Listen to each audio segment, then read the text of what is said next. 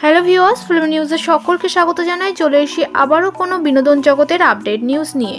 রাজনৈতিক কেরিয়ারে ইতি টানলেন অভিনেতা দেব, কথায় মিলল বিশেষ ইঙ্গিত। সদ্য সংবাদ মাধ্যমকে দেয়া এক সাক্ষাৎকারে দেব বলেন 2024-এর নির্বাচনে তিনি ফের লড়বেন কি লড়বেন না এই বিষয় নিয়ে কোনো সিদ্ধান্ত নেননি। অভিনয়ের সঙ্গে রাজনৈতিক ময়দানে বেশ নাম করেছেন দেব। সে দুবারের তৃণমূল সাংসদ। তবে লোকসভা নির্বাচনের বেশ কয় মাস আগে দেবের একটি বিশেষ সাক্ষাৎকারে নজর কাড়ল সকলের। সদ্য এক সংবাদ মাধ্যমকে দেওয়া সাক্ষাৎকারে দেব বলেন 2024-এর নির্বাচনে তিনি ফের লড়বেন কি লড়বেন না সে বিষয়ে এখনো কোনো সিদ্ধান্ত নেননি। এদিকে পরপর মুক্তি পাচ্ছে দেব অভিনীত ছবি, তেমনি অভিনয়ের পাশাপাশি প্রযোজনাও করছেন তিনি।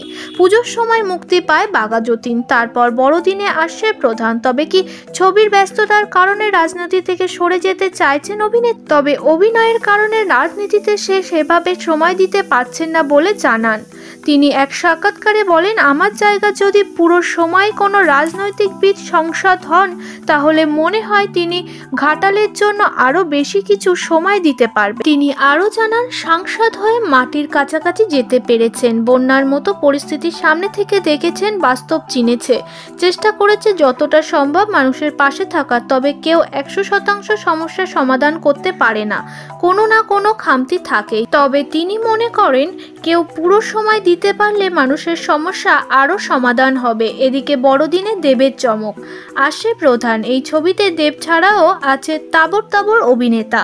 কিন্তু রাজনীতি থেকে কি সত্যিই বেরিয়ে যাচ্ছে দেব? এ বিষয়ে সরাসরি কথা বলেননি, কিন্তু ইঙ্গিতপূর্ণ পোস্টে এমনটাই ভাবছেন নেটিজেনরা। আপনাদের মতামত অবশ্যই কমেন্ট সেকশনে জানাতে ভুলবেন না। নিত্য নতুন আপডেট নিউজের জন্য চোখ রাখুন ফিল্ম নিউজ চ্যানেলে। চলে আসবো আবারও কোনো আপডেট নিউজ নিয়ে।